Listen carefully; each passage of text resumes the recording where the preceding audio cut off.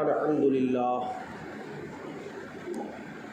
للہ رب العالمین والعاقبۃ للمتقین والصلاة والسلام علی سید الامین المکین العلیم الکریم الرؤوف الرحیم وعلی آلہ الطیبین الطاہرین واصحابہ الکرام المتقین، اما بعد۔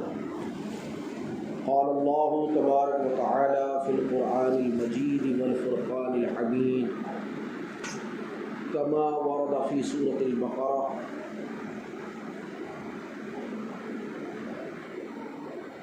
يا أيها الذين آمنوا كتب عليكم الصيام كما كتب على الذين من قبلكم لعلكم تتقون۔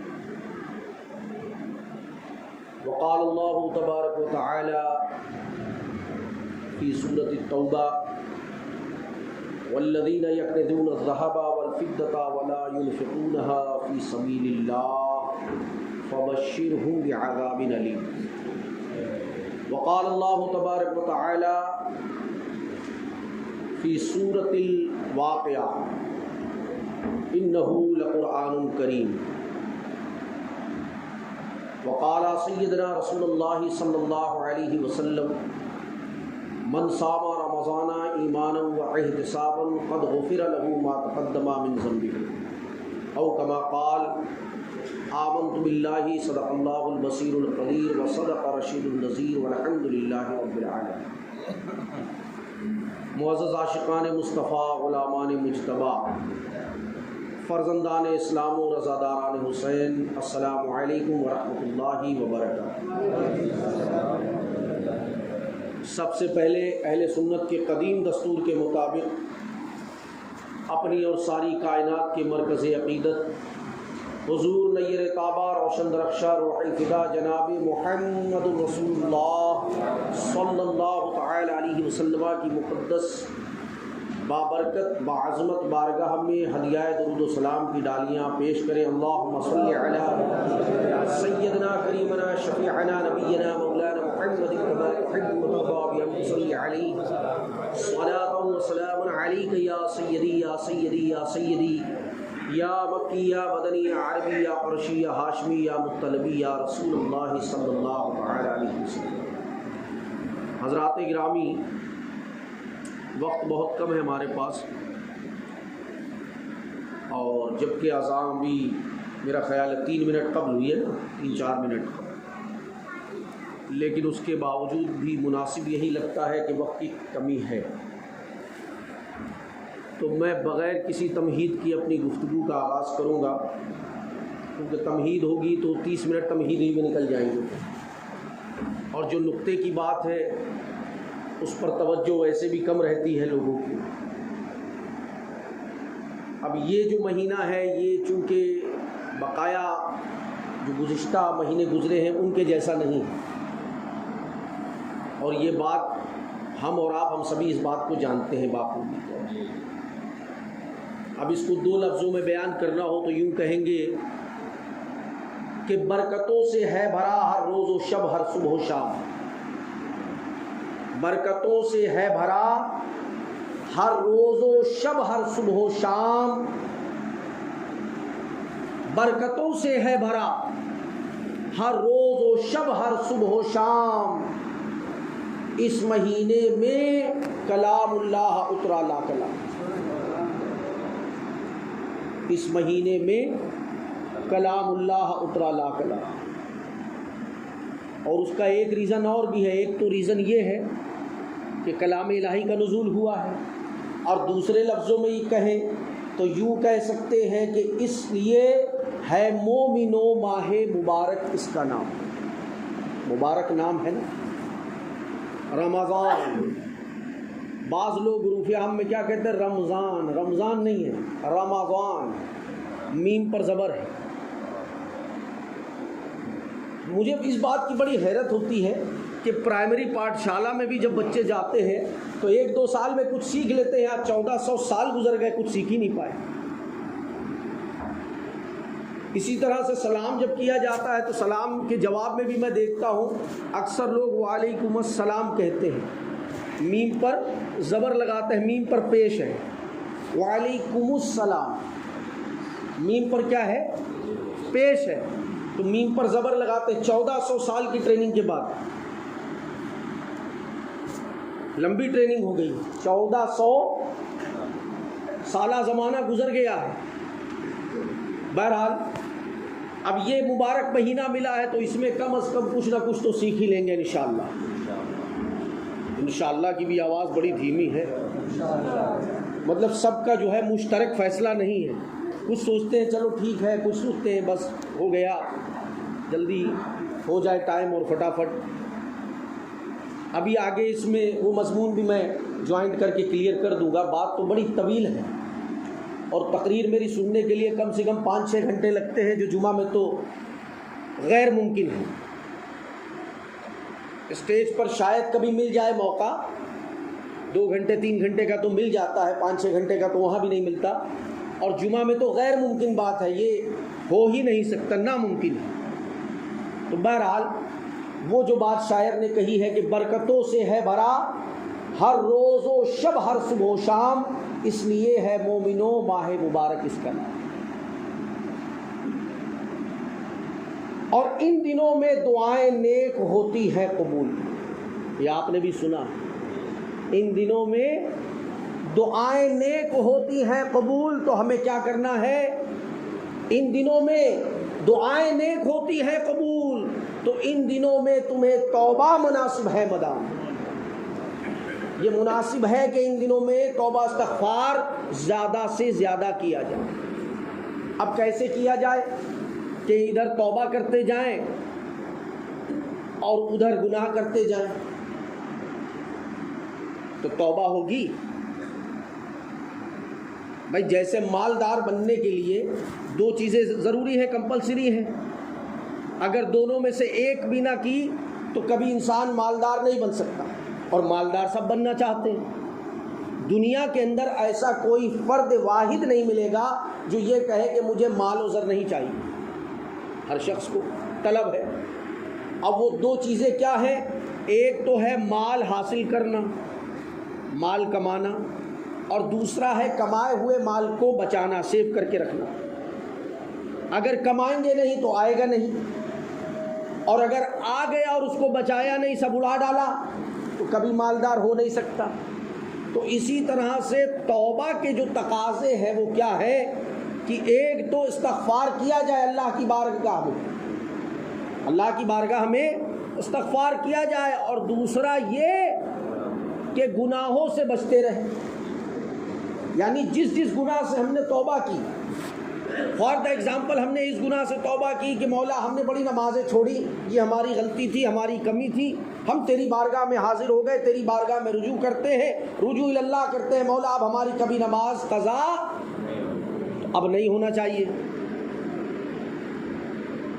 اسی طرح سے یہ میں نے ایک ایگزامپل دے دیا۔ تو بہرحال یہ کہ یہ ماہ رمضان، اسے توبہ کا مہینہ بھی کہا جاتا ہے، کیونکہ اس مبارک مہینے میں توبہ استغفار کی مقبولیت کا معاملہ بڑھ جاتا ہے۔ اچھا، اور دوسرے خصائص بھی ہیں جس کے بارے میں شاعر نے کہا ہے کہ اس مہینے میں ادا ایک فرض جو کوئی کرے، اس مہینے میں، صرف اس مہینے کی بات ہو رہی ہے، پورے سال کو آپ نہ لیں۔ وہ کہتے ہیں نا آفر صرف سیمت سمے کے لیے ہے، ہمیشہ نہیں ہے، لمیٹڈ اسٹاک پیریڈ۔ تو اس مہینے میں ادا ایک فرض جو کوئی کرے پائے 70 کا ثواب، ایسا ہے رب کا فضل، پائے 70 کا ثواب۔ اب آپ نکل جائیے یہاں سے لے کے انڈیا سے فجی، فجی سے یورپ، اور یورپ سے آپ سوئٹزرلینڈ بھی اگر آ جائیں تو سوئس کے بینک مشہور ہیں، اور جتنے 2 نمبر والے سب وہیں جمع کرتے ہیں، تو 70% انٹرسٹ وہاں بھی نہیں ملتا ہے، گارنٹی کے ساتھ میں بتاؤ، 70% ایڈوانٹیج انڈیا میں تو ہے ہی نہیں۔ آپ SBI سے لے کے ICI اور IDBI یا کہیں بھی آپ چلے جائیں، لیکن یہ میرے رب کا خزانہ ہے، یہ فقط میرے رب کا خزانہ ہے جو حضرت آدم سے بٹ رہا ہے، حضرت آدم کی ابتدا سے بٹ رہا ہے اور قیامت تک بٹتا رہے گا، اور ایک جو کے دانے کے برابر بھی اس میں کمی نہیں آ سکتی، کیونکہ یہ کسی دنیا دار یا دنیا کے سرمایہ دار کا خزانہ نہیں ہے، یہ رب کائنات کا خزانہ ہے، اور خزانہ بھی بٹ رہا ہے تو بطفیل مصطفیٰ، بطفیل مصطفیٰ۔ تو اس لیے شاعر نے کہا کہ اس مہینے میں ادا ایک فرض جو کوئی کرے پائے 70 کا ثواب، ایسا ہے رب کا فضل عام۔ اور ان دنوں میں سنتوں اور نفلوں کا ثواب۔ اچھا، اب تو یہ بات ہو گئی کہ بھائی ایک فرض ادا کریں گے تو 70 فرض کا ثواب ملے گا، یہ تو فرض کا فرض پہ ہے، یعنی آپ 1 روپیہ جمع کیجیے آپ کو 70 روپے ملیں گے، سب دوڑ جائیں گے فوراً کہ کون سا بینک ہے بھائی نیا کھلا ہے ممبرا میں کیا؟ ہاں، 1 روپے جمع کرنے پہ 70؟ جی ہاں، 1 رکعت ادا کرنے پر 70 رکعت ادا کرنے کا ثواب، یہ صرف رب کائنات کے خزانے، ایسا کہیں نہیں۔ اور رب کی بارگاہ میں جو جھک جائے ماہ مبارکہ میں، اس میں تخصیص پھر ممرا کلوا کی نہیں ہے، اس میں پھر دیوا کی نہیں ہے، اس میں پھر بمبئی کی نہیں ہے، اس میں پھر یہاں کی نہیں ہے، وہ امریکہ سے لے کے آسٹریلیا تک ماہ مبارکہ میں رب کی بارگاہ میں جھک جائے گا، 1 رکعت ادا کرے گا، رب کائنات اسے 70 کا ثواب عطا کرے گا۔ رب ایک، قرآن ایک، رسول ایک، اسلام ایک۔ تو یہ تو بات فرض کی ہو گئی، اب بات آ جاتی ہے نفل اور سنت کی۔ اس کے متعلق کہا گیا ان دنوں میں سنتوں اور نفلوں کا ثواب مثل فرضوں کے لکھا جاتا ہے ہر عابد کے نام، یعنی اور دنوں میں جو فرض کا ثواب ہے اس ماہ مبارکہ میں وہ نفلوں کے اعتبار سے عطا کر دیا جاتا ہے نفل ادا کرنے پر، اور فرض کا 70 گنا زیادہ ہے، وہ آپ سمجھ گئے۔ تو اب جب یہ بات ہو گئی تو لاسٹ میں نچوڑ کیا نکلتا ہے؟ لاسٹ میں ایک ماہ حاصل ہوتا ہے جس کو کہا ہے کہ جب حالت یہ ہے اس ماہ مبارکہ کی کہ نفلوں اور سنتوں کا ثواب مثل فرضوں کے لکھا جاتا ہے ہر عابد کے نام، تو پھر کرنا کیا چاہیے؟ پھر کرنا یہ چاہیے کہ جتنی تجھ سے ہو سکے شاداب عبادت اس میں کر، جتنی تجھ سے ہو سکے شاداب عبادت اس میں کر، جانے آئے یا نہ آئے پھر تجھے ماہ سیام، جانے آئے یا نہ آئے پھر تجھے ماہ سیام، پھر اگلی بار تجھے ملے یا نہ ملے کیا پتا، تو جتنی زیادہ ہو سکے اتنی زیادہ عبادت اس میں کر لے۔ اب ایک بات تو یہ عبادت کی ہو گئی، اور عبادت کا مرجع و محور ایمان ہے، وہ ظرف ہے، ظرف یعنی برتن آپ سمجھ لیں جیسے کہ فلاور پاٹ، اور فلاور پاٹ میں کیا ہوتا ہے؟ فلاور، اور پاٹ نہ ہو تو فلاور کہاں ہوگا؟ ظرف نہ ہو، برتن نہ ہو تو سامان کہاں ہوگا؟ تو اسی طرح عبادت کا جو مرجع و محور ہے وہ ہے ایمان۔ ایمان ایک ایسی شے ہے جو کسی طرح کی عبادت، خواہ وہ روزہ ہو، نماز ہو، حج ہو، زکوٰۃ ہو، حسن اعمال، حسن کردار، حسن اطوار، کوئی بھی عبادت ہو، ہر عبادت کے لیے ایمان کا ہونا کمپلسری ہے، لازمی ہے۔ اور اسی لیے اس بات کو کہا گیا، اللہ کے نبی صلی اللہ تعالی علیہ وسلم نے ارشاد فرمایا، بخاری اور مسلم کی متفق علیہ حدیث ارشاد فرماتے ہیں میرے آقا، من صام رمضان، کہ جس نے ماہ رمضان میں روزہ رکھا، ایمان و احتساب، ایمان اور احتساب کے ساتھ، تو فرمایا قد غفر لہ ما تقدم من ذنبہ، تو اللہ تعالیٰ اس کے سابقہ تمام گناہوں کو معاف فرما دے۔ اب یہ فرمان کس کا ہے؟ یہ رسول کائنات علیہ السلام کا فرمان ہے، اور اس میں بنیادی جو نقطہ بتایا وہ کیا ہے؟ من صام رمضان، کہ جس نے روزہ رکھا رمضان میں ایمان و احتساب، ایمان کے ساتھ، یعنی ایمان ہو تو روزہ مقبول ہے۔ اور اسی طرح سے دوسری حدیث میں آیا من قام رمضان ایمانا و احتسابا قد غفر له ما تقدم من ذنبه، جس نے ماہ رمضان میں قیام کیا، یعنی عبادت کی، قیام کا معنی نماز، جس نے عبادت کی رمضان میں، تو اس کی اس رمضان کی عبادت کا صلہ، ایک تو یہ آپ نے ایک سسٹمیٹک اعتبار سے آپ نے سن لیا کہ بھائی فرض کا 70% زیادہ ہے، نفل و سنتوں کا فرض کے برابر ہے، لیکن حدیث کی شرح کے اعتبار سے اگر سنیں تو اس میں ایک ایڈوانٹیج یہ بھی اللہ کے نبی صلی اللہ علیہ وسلم نے فرمایا کہ جو ماہ رمضان میں عبادت کرے تو اس کی عبادت کا صلہ یہ ہوگا کہ اس کے تمام سابقہ گناہوں کو اللہ تعالیٰ معاف فرما دے۔ پھر اسی طرح سے ایک حدیث لیلۃ القدر کے تعلق سے آئی ہے کہ جس نے لیلۃ القدر میں ایمان اور احتساب کے ساتھ عبادت کی تو اللہ تعالیٰ اس کے بھی سابقہ گناہ کو معاف فرما دے گا، بخش دے گا۔ تو بہرحال وہ روزہ ہو، نماز ہو، حج ہو، زکوٰۃ ہو، ارکان اربعہ میں سے کوئی بھی رکن ہو اس کے لیے ایمان کا ہونا کمپلسری ہے۔ اچھا، ایک بڑی خاص بات جو ہے توجہ طلب کہ یہ رمضان کا مہینہ یہ ایسا ہے کہ حضرت آدم سے لے کے حضرت عیسیٰ علیہ السلام تک جتنے بھی پیغمبران اعظام، نبیان اکرام علیہ السلام تشریف لائے کائنات گیتی پر، ان میں سے کسی کو یہ ماہ مبارکہ ماہ رمضان نہیں دیا گیا۔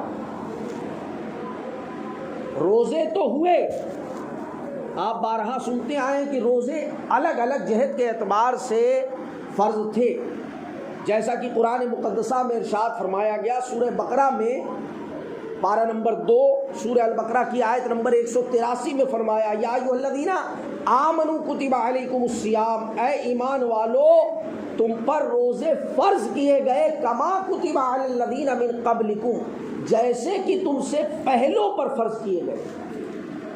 لیکن ان روزوں کی جو غرض و غایت تھی، جو جہت تھی، مختلف تھی۔ کسی کو مہینے میں 3 دن روزہ رکھنے کے لیے کہا گیا، کسی کو 4 دن رکھنے کے لیے کہا گیا، کسی کو 2 دن رکھنے کے لیے کہا گیا۔ روزے تو دیے گئے مگر رمضان جیسا مبارک و مقدس مہینہ کسی کو نہیں ملا، کیونکہ کوئی بھی نبی ہمارے نبی محمد مصطفیٰ صلی اللہ تعالی علیہ وسلم جیسا نہ ہوا۔ تو یہ جو تخصیص ہے، یہ تخصیص، یہ اسپیشلٹی، یہ صرف نبی آخر الزمان جناب محمد رسول اللہ صلی اللہ تعالی علیہ وآلہ وسلم کے تصدق سے آقا علیہ السلام کی امت کو عطا کی گئی، یہ اسپیشلٹی۔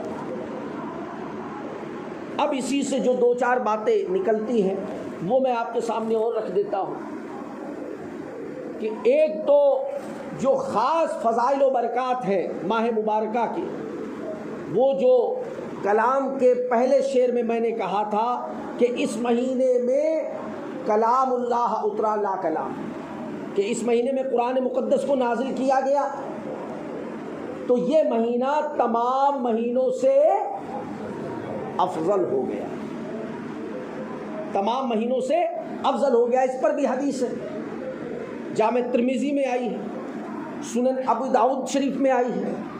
اللہ کے نبی صلی اللہ تعالی علیہ وسلم ارشاد فرماتے ہیں ھذا جمعۃ سید الایام، کہ جمعہ تمام دنوں کا سردار ہے۔ ٹھیک اسی طرح رمضان کا مہینہ سید الشہور، تمام مہینوں کا سردار ہے۔ اب سوال یہ ہے میرا ان لوگوں سے جو رمضان میں تو بڑی عبادت کرتے ہیں، اور ایک مہینہ وہ آتا ہے کہ اس مہینے میں ان کا منہ جو ہے وہ سڑے سموسے کے جیسا بن جاتا ہے۔ سڑا سموسا کبھی دیکھا ہے آپ نے؟ نہ دیکھنا پڑے اچھا ہے، اللہ ایسے سڑے سموسوں سے بچائے، ان کا چہرہ ہی ایسا ہے۔ کہ اس مہینے میں ان کو تکلیف ہو جاتی ہے. اب یہ سردار بنا کیسے بھائی، یہ بنا کیسے؟ تو سیدھی سیدھی بات ہے، اگر ایک لفظ میں بات کہی جائے تو وہی بات جو آپ نے ابھی سنی کہ اس مہینے میں اللہ نے اپنے کلام کو نازل کیا. قرآن پاک نازل ہوا اور اس کا ذکر بھی قرآن میں اسی سورہ بقرہ پارہ نمبر 2 میں آیا ہے، آیت نمبر 186 میں فرمایا شہر رمضان الذی انزل فیہ القرآن، یہ رمضان کا مہینہ ہے جس میں قرآن اتارا گیا. اس لیے تاکہ اسے رمضان میں سن لو کہ بھائی رمضان میں آیا تو رمضان میں سن لیں گے اور اس کے بعد پھر وہی کریں گے جو ہمیں کرنا ہے، جو ہمارا جو ہے پلان ہے، جو ہماری منشا ہے. نہیں، جب ایک طرف یہ کہا شہر رمضان الذی انزل فیہ القرآن، یہ رمضان کا مہینہ ہے جس میں ہم نے قرآن کو اتارا، ھدی للناس، یہ لوگوں کے لیے ہدایت، لوگوں کی ہدایت کے لیے اتارا گیا ہے. تو ہدایت کا جو وقت ہوتا ہے وہ مقرر نہیں ہوتا، ہدایت تو اللہ کی طرف سے ہمہ وقت عطا ہے، ہمہ وقت جاری و ساری ہے. جیسا کہ میں نے ابھی عرض کیا کہ کوئی دنیا دار، کوئی سرمایہ دار ہو تو اس کا خزانہ کم ہو جاتا ہے، ختم ہو جاتا ہے. اسی لیے آپ دیکھیے دنیا کا کوئی بھی بینک ہو، بڑے سے بڑا بینک، آپ وہاں جائیں، ایک نظام تشکیل دیا گیا ہے. ایک بینک مینیجر ہوتا ہے، ایک اس کا اسسٹنٹ مینیجر ہوتا ہے، تمام کلرک ہوتے ہیں، تمام امپلائی ہوتے ہیں. کہا بھائی حساب کتاب رکھیے. کیوں رکھیے؟ کہیں ایسا نہ ہو کہ کچھ گھٹ جائے، کچھ کم ہو جائے. پتہ چلا ایک نوٹ کے بدلے کسی کو 2 نوٹ دے بیٹھو تو کیا ہوگا؟ تمہاری نوکری چلی جائے گی، سسپینڈ کر دیے جاؤ گے، ڈسمس کر دیے جاؤ گے. تو جہاں گھٹنے کا اندیشہ ہوتا ہے وہاں حساب و کتاب کا معاملہ ہوتا ہے. میرے رب کا خزانہ یہ ہے کہ اس میں گھٹنے کا کوئی چانس نہیں، اس میں گھٹنے کا کوئی چانس نہیں ہے. تو اسی طرح سے رب کے خزانے سے ہدایت عام ہے، اب ملے گی اسی کو جو لینا چاہے گا، جو اپنا دامن پھیلائے، جو دامن پھیلائے گا رب کی بارگاہ میں حاضر ہو جائے گا. اور رب کے رسول صلی اللہ تعالی علیہ وسلم کے توسل سے جو رب کی بارگاہ سے ہدایت لینے کے لیے رب کی بارگاہ میں جھک جائے گا، رب کائنات جل مجدہ الکریم اسی کو ہدایت عطا کر دے گا. اور سارا کام جو ہوتا ہے وہ ہوتا سارا وسیلے سے ہی ہے. یہ بات پھر میں نوٹ کروا دے رہا ہوں آپ کو. وہ پچھلی بات جو ہے وہ بھی ابھی کلیئر کر رہا ہوں. آپ یہ نہ سوچیے چونکہ وقت کم ہے اور میری نگاہ گھڑی پر ہے، کیونکہ میں نہیں دیکھوں گا تو آپ دیکھیں گے، مجھے پتا ہے، اس لیے میں ہی دیکھ لے رہا ہوں. بھائی امام کا عمل مصلی کا عمل ہے، یہی ہے نا. امام کا رکوع، مصلی کا رکوع، مصلیان کا. امام کا سجدہ، تمام مصلیان کا سجدہ تو امام کا دیکھنا، مصلیان کا دیکھنا. تو میں دیکھ لے رہا ہوں. تو ایک بات تو یہ کہ اگر ہدایت کی جو میں نے بات کی وہ رسول اعظم صلی اللہ تعالی علیہ وسلم کے صدقے سے ہی ہے، اور سارا کا سارا کام تصدق سے، توسل سے ہوتا آ رہا ہے. اب کیا ہے، کبھی آپ اصحاب کہف کا واقعہ پڑھیں. سورہ کہف میں قرآن مجید میں سن تو رہے ہیں لیکن سننے سے سمجھ میں نہیں آتا. اتنا تو چلو آ جائے گا، انعمت علیہم، اے اللہ جس پر تو نے انعام کیا ہم کو بھی اسی میں شامل کر لے. اس میں جلدی سے دوڑ کے آ جائیں گے، ہاں ہم بھی ہیں. لیکن غیر المغضوب علیہم ولا الضالین تو کہیں جی یہ تو نہیں پتا، ہاں پڑھتے تو ہیں، سنتے تو ہیں، لیکن اس کا کیا مطلب ہے؟ یہ کون سے غیر کی بات ہو رہی ہے؟ غیر المغضوب، وہ جن پر تیرا عذاب ہوا، تیرا غضب ہوا، ان سے بھی بچا لے، انعام بھی دے اور ان سے بچا بھی لے. جن پر تو غضبناک ہوا یا جن پر غضبناک ہونے والا ہے وہ کون ہے؟ وہ وہی ہیں جن کا چہرہ سڑے سموسے جیسا ہو جاتا ہے، یہ وہی ہیں. تو جب آپ اصحاب کہف کا واقعہ پڑھیں گے تو اس میں ایک چیز آئی ہے فرمایا من یہد اللہ فہو المہتد ومن یضلل فلن تجد لہ ولیا مرشدا، کہ اس کو اللہ ہدایت نہیں دیتا جس کے پاس کوئی پیر یا مرشد نہیں ہوتا. ولن تجد لہ ولیا مرشدا، اس کے پاس کوئی مرشد نہیں ہوتا، پھر وہ بغیر پیر کا ہوتا ہے، پھر وہ پھرتا رہتا ہے ادھر سے ادھر، ادھر سے ادھر، ادھر سے ادھر، ہاں پھرتا ہی رہتا ہے. تو ایک بات تو یہ ہو گئی، اور دوسری بات جو میں نے کہی، یعنی وہ پہلی ہے اور یہ دوسری ہے، صرف سمجھنے کی بات ہے کہ اگر یہ سردار بن گیا مہینہ تو اس اعتبار سے اگر سمجھ لیا ہم نے کہ کلام الہی کا نزول ہوا ہے، یعنی قرآن کی بدولت اس مہینے کو عظمت مل گئی. اس کی بدولت تو وہ مہینہ جس میں قرآن آیا وہ تمام مہینوں کا سردار ہے. دس پوائنٹ ٹو بی نوٹڈ. تو میں کہتا ہوں وہ مہینہ جس میں صاحب قرآن آیا. اب عقل پہ پتھر پڑے ہیں تو کیا کیا جائے؟ وہی بات ہے جو امام اہل سنت نے کہی تھی کہ عقل ہوتی تو خدا سے نہ لڑائی لیتے، یہ گھٹائے اسے منظور بڑھانا تیرا. آج لے ان کی پناہ، آج مدد مانگ ان سے، پھر نہ مانیں گے قیامت میں اگر مانیں. تو سمجھنے کی بات ہے کہ وہ مہینہ جس میں قرآن اترا، اگر اس اعتبار سے وہ تمام مہینوں کا سردار بن گیا ہے تو وہ مہینہ جس میں صاحب قرآن تشریف لائے، وہ مہینہ جس میں آمنہ کا لال آیا، اس مہینے کی عظمت کا اندازہ کون کر سکتا ہے؟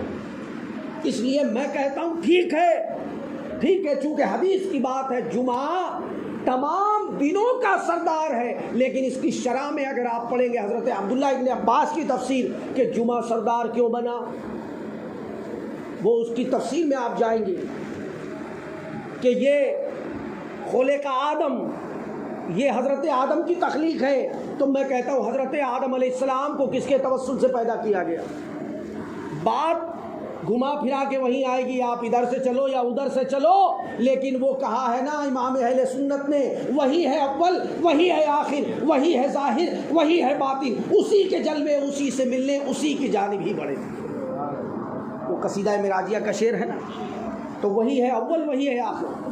تو آپ کدھر سے بھی شروع کرے بات وہی آئے گی کہ اس کائنات گیتی میں سب سے افضل اگر کوئی بشر ہے تو وہ آقا کائنات صلی اللہ تعالی علیہ وسلم کی ذات مبارکہ ہے.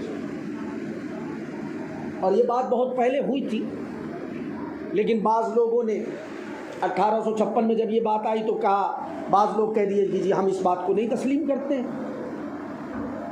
اب یہ ان کا ذوق ہے، ان کا علم ہے، ان کی تباہ ہے. وہ کہتے نہیں، ابلیس کا علم جو ہے وہ معاذ اللہ رب العالمین حضور کے علم سے بھی زیادہ ہے، معاذ اللہ استغفر اللہ. اب یہ کیا ہوتا ہے، میں نے جب یہ بات سنی اور پڑھی تو میں نے کہا بھائی ایسا ہوتا ہے، ہر ایک کو اپنی برادری کا خیال آتا ہے، ہر ایک کو اپنی برادری کا خیال آتا ہے، تو اس نے اپنی برادری کا خیال کر لیا تو کیا برا کیا. تو بہرحال یہ بات تو طے ہو گئی، جو میں نے اس ماہ مبارکہ کی فضیلت آپ کو بتا دی کہ حقیقت میں جو کچھ بھی فضائل و برکات ہیں وہ قرآن مقدسہ کے نزول کے باعث ہیں. اب دوسری طرف جو اور ایک دو باتیں ہیں وہ میں عرض کر دیتا ہوں. قرآن مجید نازل ہوا ہے اور سورہ واقعہ کے اندر 27واں پارہ سورہ واقعہ کے اندر ارشاد فرمایا گیا انہ لقرآن کریم. اس پر میری ایک کتاب ہے جس کا نام ہے قرآن کا معنی. یہ کتاب 2016 میں کمپلیٹ ہوئی تھی. تو اب ذہن میں سوال یہ آتا ہے کہ بھائی قرآن کا نام قرآن ہی کیوں ہے؟ قرآن کا نام قرآن ہی کیوں ہے؟ اور جس طرح قرآن ایک کتاب کی شکل میں منظم من اللہ ہے، یعنی اللہ کی طرف سے نازل کردہ، کیا یہ نام بھی اسی طرح سے اسی اعتبار سے منظم من اللہ ہے؟ تو قرآن دراصل کیا ہے؟ قرآن مختلف 4 مادوں سے نکلا ہے. کتنے؟ 4 مادوں سے تھوڑا سا میں روشنی ڈال کے آگے بڑھ جاؤں گا، شاید کچھ باتیں آپ کے ذہن میں رہ جائیں تو میرے لیے دعا کر دیجیے گا کہ اللہ تعالیٰ اپنے حبیب کے صدقے میں بخشش کا پروانہ عطا کرے۔ 4 مختلف مادوں سے، جس میں پہلا مادہ ہے قراء، دوسرا ہے قرنا، تیسرا ہے قراءتن، چوتھا ہے قرائن۔ چونکہ قرآن یہ نام جو ہے، نام کی اہمیت بہت بڑی ہوتی ہے۔ آپ دیکھتے ہیں جب گھر میں بچہ پیدا ہوتا ہے، اب تو یہ سلسلہ دھیرے دھیرے کم ہو رہا ہے، یہ منحوس فلم انڈسٹری والوں نے سب برباد کر دیا ہے اور برباد کرنے پہ لگے ہی ہیں۔ اب تو کیا ایڑے بیڑے لوگوں سے نام رکھوایا جاتا ہے۔ پہلے کیا ہوتا تھا، گھر میں بچے کی ولادت ہوتی تھی تو کسی بزرگ کے پاس جاتے تھے، کسی صاحب نثر کے پاس جاتے تھے کہ آپ ہمارے بچے کا نام رکھ دیں۔ کیوں؟ نام کا اثر اس کی زندگی پر مرتب ہوتا ہے۔ تو اسی طرح سے قرآن کا نام قرآن اسی لیے ہے تاکہ نام سنتے ہی قرآن کی عظمتوں کا اندازہ لگ جائے۔ قر کہتے ہیں جمع ہونے کو، یا تو جمع کرنا یا جمع ہو جانا۔ اس کا ذکر بھی سورہ بقرہ میں ہے۔ اور ایک خاص نقطہ آپ کو اور بتا دوں کہ قرآن مجید ہی فقط ایک ایسی کتاب ہے جو اپنے اندر اپنے نام کی نشاندہی کر رہی ہے۔ صرف قرآن ایک ایسی کتاب ہے۔ اس کے علاوہ آسمانی کتابوں میں 3 کتابیں اور بھی ہیں، آپ حضرات جانتے ہیں، واقف ہیں، تورات، انجیل، زبور۔ اب یہ کیا ہے، منحرف ہو گئی ہیں، متبدل صورتیں اس کی آ گئی ہیں۔ تورات جسے انگلش میں پینٹاپیو کہا جاتا ہے، خمسہ موسوی، اس کی 5 جلدیں ہیں۔ اب 5 جلدوں میں سے تورات میں پوری خمسہ موسوی میں پوری 5 جلدوں کا مطالعہ کر لیں، کہیں بھی اس بات کی نشاندہی نہیں ہے کہ یہ کتاب جو آپ کے ہاتھ میں ہے یہ تورات ہے۔ اسی طرح سے اناجیل 4 کی 4 جلدیں ہیں، اور چاروں جلدوں میں کہیں بھی ایک مقام پر ایسا ذکر نہیں ہے کہ یہ کتاب جو آپ کے ہاتھ میں ہے جسے آپ پڑھ رہے ہیں یہ انجیل ہے۔ اب سوال یہ ہے کہ اللہ کی نازل کردہ دیگر 3 کتابوں میں جہاں ایک مقام پر بھی خود اس کے نام کی نشاندہی نہیں ہوتی، ٹھیک اس کے برعکس قرآن ایک ایسی کتاب ہے، ایک ایسا اعزاز ہے قرآن کا کہ 1 نہیں، 2 نہیں، 10 نہیں، 20 نہیں، 50 نہیں، بلکہ 70 مقامات پر قرآن میں اس بات کی نشاندہی کی جا رہی ہے کہ یہ کتاب جو آپ دیکھ رہے ہیں اس کا نام قرآن ہے۔ کتنے مقام پر؟ 70 مقام پر، جس کی ایک جگہ کی نشاندہی میں نے کی ہے۔ پارہ 27 سورہ واقعہ میں آیت نمبر 77 میں فرمایا انہو لقرآن کریم، یہ بزرگی والا قرآن ہے۔ دوسری طرف فرمایا یہدی للتی ہی اقوم، ان ھذا القرآن یہدی للتی ہی اقوم، یہ وہ قرآن ہے جو سب سے زیادہ مضبوط اور مستحکم راستے کی ہدایت دیتا ہے۔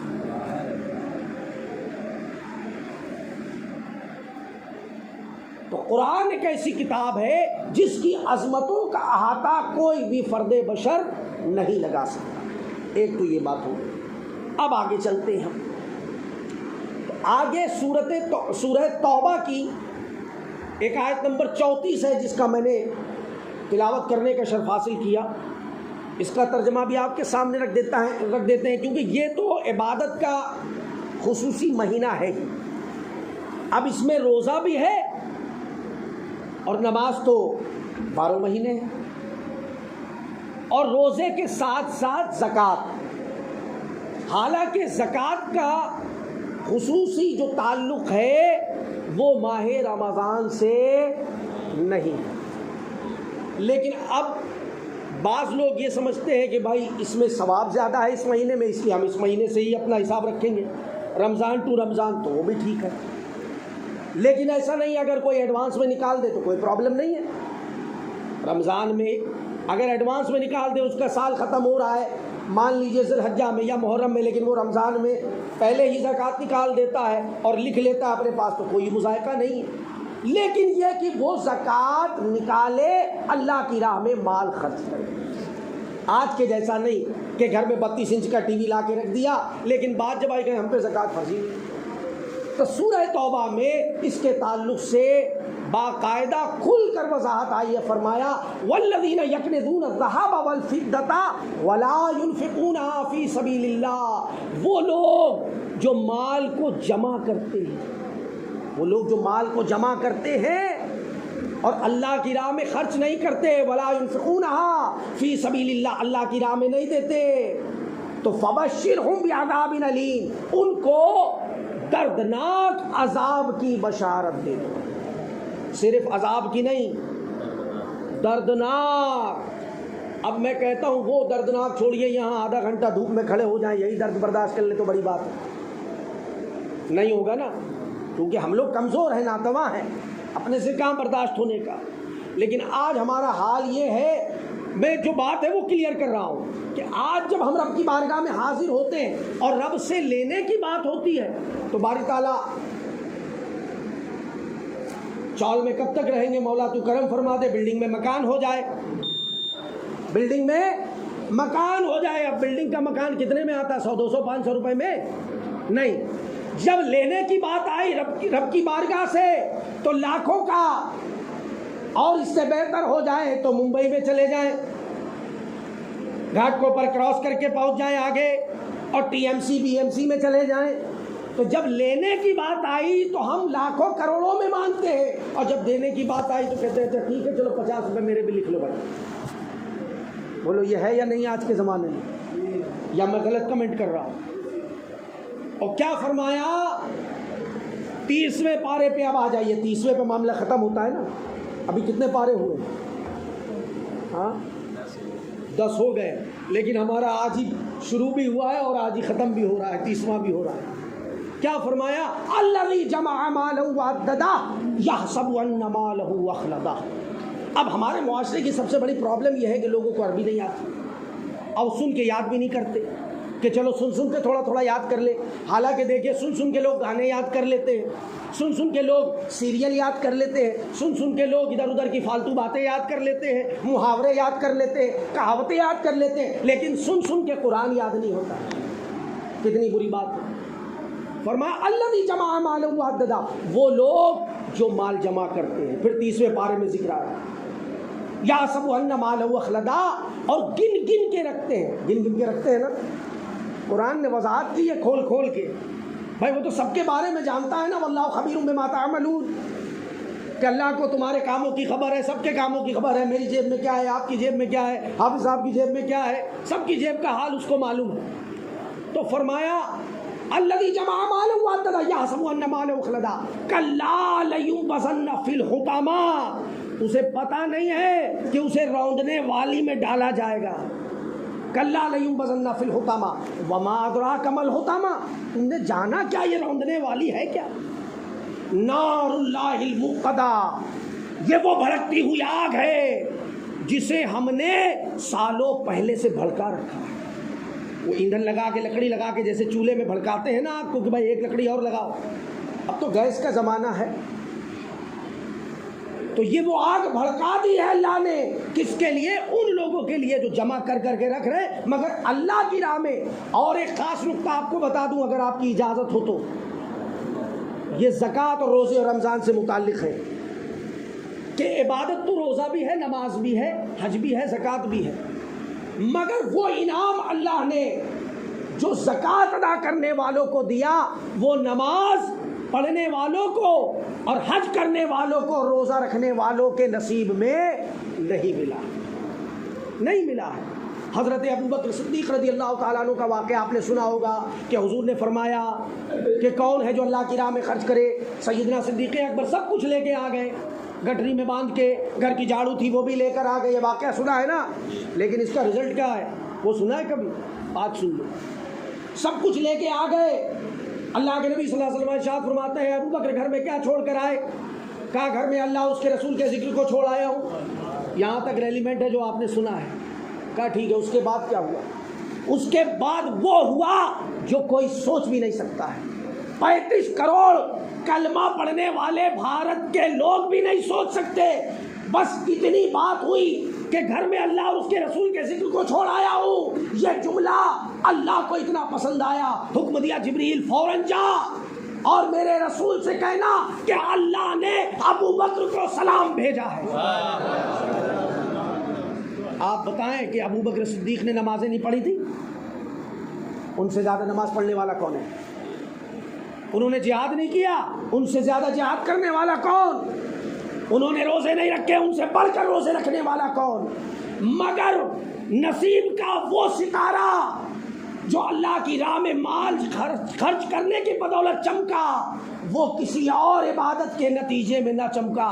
جب سارا مال اللہ کی راہ میں لٹا دیا تو اللہ کی منشا ہی کچھ اور تھی. کہا جبریل جاؤ اور میرے نبی سے فرما دو کہ اللہ نے ابو بکر کو سلام بھیجا ہے. اور فقط اتنا ہی نہیں، اور کہا یہ کہہ دینا کہ سارا مال میری راہ میں خرچ کر دیا.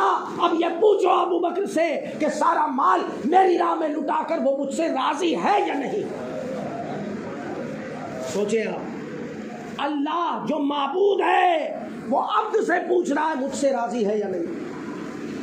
اللہ کے نبی صلی اللہ تعالی علیہ وسلم نے جب پیغام دیا، حضرت ابو بکر وجد میں آ گئے، رونے لگے کہ میں تو سارا مال لٹا کے بھی ڈر رہا تھا کہ باری تعالیٰ تو قبول کر لے تو بڑی بات ہے، کیونکہ میرے جیسے تو قربان کرنے والے ہزاروں ہیں، تو قبول کر لے تو بڑی بات ہے. اور یہی کہتے رہے میں اپنے رب سے راضی ہوں، میں اپنے رب سے راضی ہوں. تو ایثار کا یہ جذبہ اور اللہ کی راہ میں مال خرچ کرنے کا یہ جذبہ، یہ ہر شخص کر سکتا ہے، ہر ایک کر سکتا ہے. جس کو ایک روٹی میسر ہے وہ بھی آدھی روٹی کھا کے، آدھی روٹی بانٹ کے اللہ کی راہ میں خرچ کرنے کا یہ جذبہ بیدار کر سکتا ہے. لیکن آج ہوتا کیا ہے، ہم بس یہی اپنے اس میں لگے رہتے ہیں. بڑی مہنگائی ہے، بڑے معاملات ہیں، یہ ہے، سارے کے سارے اپلائنسز، سارے کے سارے ایکوپمنٹ. اگر 165 لیٹر کا ریفریجریٹر ہے تو اب اس سے کام نہیں چل رہا، کہے نہیں اب تو 230 لیٹر کا آئے گا. ابھی ایک فون تھا، کہا نہیں لڑکا بڑا ہو گیا ہے، دوسرا موبائل دلانا پڑے گا. اب لڑکی پڑھنے جا رہی ہے، کہا نہیں اب تو گریجویشن کرانا ہے. سارے کام ہوں گے، مگر جب بات رب کی بارگاہ میں خرچ کرنے کی آ جائے گی تو ہم دھیرے سے کام لیتے ہیں، پھر ہم دھیرے سے کام کریں. تو ان عادتوں کو ہمیں بدلنا ہوگا. اللہ تعالیٰ صحیح معنوں میں ہم کو سمجھنے کی توفیق عطا فرمائے. اور اس کے عوض جو میں بات آپ سے کہنا چاہتا ہوں اس کے نتیجے میں وہ یہ کہ جامعہ گلشن خواجہ فخر الدین شاہ علیہ رحمہ کے نام سے جو ادارہ میں نے شروع کیا ہے امرت نگر میں، جس نام بابرکت نام کے تصدق سے اس مسجد کا بھی نام وہی ہے. تو مسجد یہاں ہے، مدرسہ وہاں ہے، یہاں بھی وہی وہاں بھی وہی. ہاں سب فیضان میں کہتا ہوں سلطان ممرا کا ہے، سب کرم سرکار کا ہے. وہ جسے چاہیں گے وہ رہے گا اور وہ جسے چاہیں گے وہ نہیں رہے گا. یہ فیصلہ وہ کریں گے. تو یہ ادارہ الحمدللہ 3 مہینے ہوئے میں نے اس کی ابتدا کی ہے. نسواں کا ادارہ ہے بچیوں کا. میں حاضر آیا ہوں آپ کی بارگاہ میں کہ آپ حضرات اللہ کی راہ میں جو خرچ کرتے ہیں مال، اپنے زکوٰۃ صدقات عطیات اس ادارے کو آپ عطا کر کے اس کی خدمت کریں تاکہ یہ ادارہ بڑھ چڑھ کے کام کرے. اس میں فی الحال 10 سال کی عمر سے لے کے 30 سال تک کی خواتین ابھی علم حاصل کر رہی ہیں، اور جو ہمارا ٹارگیٹ ہے وہ 50 سال کی عمر تک کا ہے. کتنا؟ تاکہ 50 سال کی بھی کوئی عورت ہے اور علم حاصل کرنا چاہے تو آ جائے. ادارے میں کھلا ہوا ہے، کیونکہ عورت سنبھلے گی تو پورا گھرانہ سنبھلے گا. اس لیے عورتوں کا سنبھلنا بہت ضروری ہے. لیکن سنبھلے گی جب ہم سنبھلنے کے لیے تیاری کریں گے.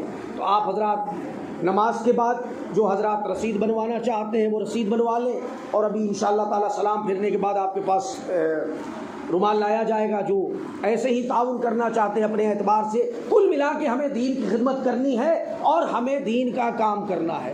کیونکہ یہ سسٹم ہے، دیکھیے کہ جو مسلمان صبح اٹھ کے مسلمان ائمہ کے لیے کوئی عمل نہیں کرتا، یعنی سوسائٹی کے لیے کہ بھائی ہم چلو مسلمانوں کے تگ و دو کے لیے، مسلمانوں کے مسائل کے لیے کچھ نہ کچھ کریں، اور اگر کوئی بھی ایسا نہیں کرتا تو میں سمجھتا ہوں اس کی زندگی بیکار ہے. پھر وہ مثل جانور ہے کہ جیسے جانور بھی ادھر آ رہا ہے، جا رہا ہے، کھا رہا ہے، پی رہا ہے، کر رہا ہے. تو ہمیں اپنی سوسائٹی کے لیے، جو ہماری قوم ہے قوم مسلم، اس کے لیے کچھ نہ کچھ تو کرنا چاہیے. اللہ تعالیٰ صحیح معنوں میں ہم کو عمل کی توفیق عطا فرمائے۔ وآخر دعوانا ان الحمد للہ رب العالمین۔